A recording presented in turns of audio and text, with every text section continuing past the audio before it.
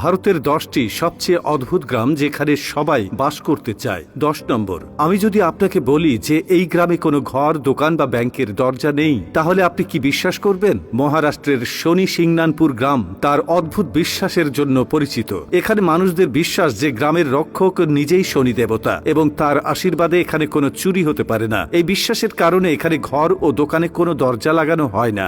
9 নম্বর, মেঘালয়ের মাওলিন্য গ্রাম। এটিকে এশিয়ার সবচেয়ে পরিচ্ছন্ন গ্রাম বলা হয়। এখানে প্রতিটি গলিতে বাঁশের টকরি রাখা থাকে।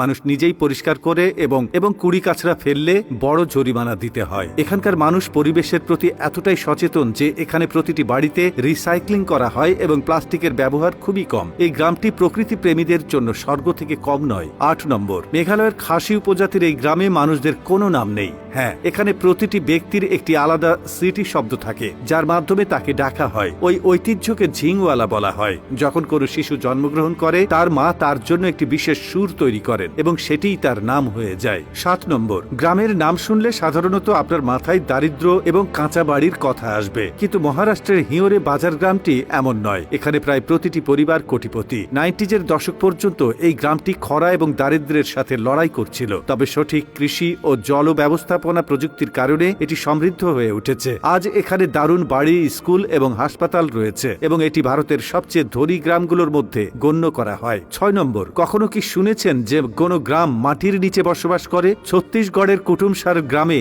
এমন অদ্ভুত গুহা রয়েছে যেখানে মানুষ বহু বছর আগে বসবাস করত। এই গুহাগুলি এত গভীর যে সূর্যের আলো ভেতরে প্রবেশ করতে পারে না। এখানে বসবাসকারী মানুষরা প্রাকৃতিক সম্পদের উপর নির্ভরশীল ছিলেন এবং এই গুহাগুলিকে তাদের ঘর হিসেবে ব্যবহার করত।